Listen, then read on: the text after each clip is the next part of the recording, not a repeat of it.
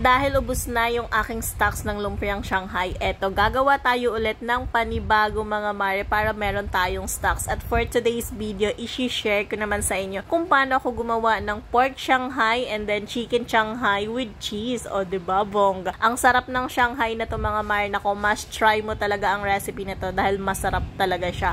At eto na, i-ready na natin yung mga kailangan nating ingredients. Of course, meron tayo dito white onions. White onion kasing ginagamit ko kasi masarap siya, manamis-namis, hindi ganon katapang yung kanyang lasa. At gusto ko dito mga Mars, maraming onion, tapos konting konting bawang lang, ayan. Tapos ito yung ating pork. Ayan nga pala yung ingredients natin. Medyo madami akong gulay na nilalagay. Meron din akong bell pepper mga mare, ayan, na i-ano ko rin siya, nahiwa na. Tapos ito, meron din tayo ditong kinchay. Hinalo ko na siya sa carrots pagkalagay ko doon sa food processor kasi mahirap siyang durugin pag siya lang yung mga dahon-dahon. Kaya sinama ko na doon.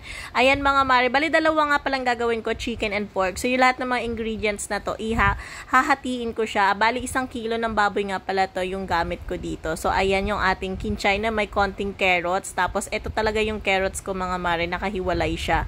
Tapos ayan, mga 4 na carrots yung ginamit ko dito. So hinati ko lang siya ganon. Tapos ayan, ganon din yung aking bell pepper, hinati ko rin siya. Pero mas marami akong nilagay dito sa pork kasi mas marami yung pork ko kaysa chicken. Lagay na rin ako ng konting garlic at eto talaga yung feeling ko na nagpapasarap ng aking lumpiang Shanghai. Yung napakadaming white onions mga Mars dahil masarap talaga siya.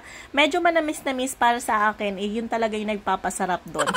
At ayan mga Mars, naglagay na rin ako ng 4 na perasong itlog. O, diba? Very generous yung egg natin mga Mars para masarap. Kapit na kapit. Charot. At eto, lagyan natin siya ng masarap na breadcrumbs. Yung iba kasi harina, ako naman mga Mars, breadcrumbs para talagang mas malasa at mas masarap talaga. Ganon. Tapos ayan na rin ako dyan ng 2 tablespoon ng ating cornstarch. Naglagay na rin ako ng konting salt. Yung salt mga mare, alalay lang, baka kasi umala. Tapos naglagay na rin ako ng konting magic sarap. Ayan, hinalo-halo na natin. Masarap kasi talaga mga mare, medyo mapiga-piga natin siya or mahalo talaga natin siya ng ganito mga mare. O ayan ang itsura ng ating Shanghai. Ang sarap na, nako mga mare. Tapos eto naman yung ating chicken. Medyo konti lang yung chicken ko at same procedure lang mga mare.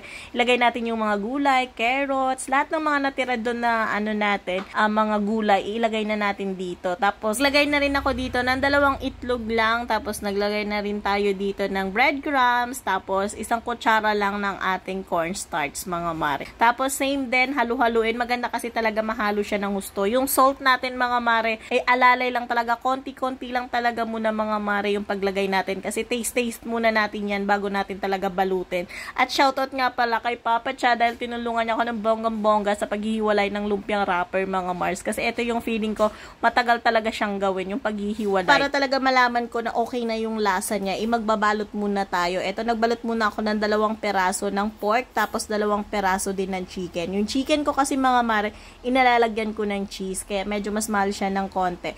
20 pesos lang naman yung difference nila. Kaya, mas masarap naman kasi talaga pag may cheese. Yung mga bagets kasi gusto nila ng may cheese, kaya ayan, para talagang masarap mga Mars. So, iluluto na natin yan at eto, luto na agad-agad mga mare, kaya i-taste na natin yan. Masarap kasi talaga sa lumpiang Shanghai mga Mars pag bagong luto, tapos meron tayong sausawan na sweet and sour, o diba bongga, napaka-perfect talaga ng combination na yun mga mare. Tapos meron tayong pansit or di kaya spaghetti. At ayan nga pala yung pork natin mga Mars, diba?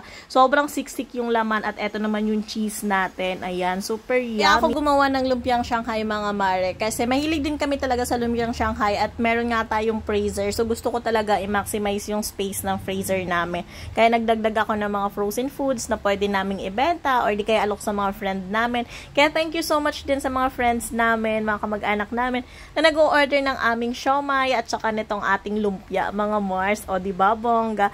Ayan nga pala yung mga mare pag nabalot na siya. Bale 20 pieces yan for 100 pesos. Tapos pag chicken naman, 20 pieces tapos 120 pesos. Diba?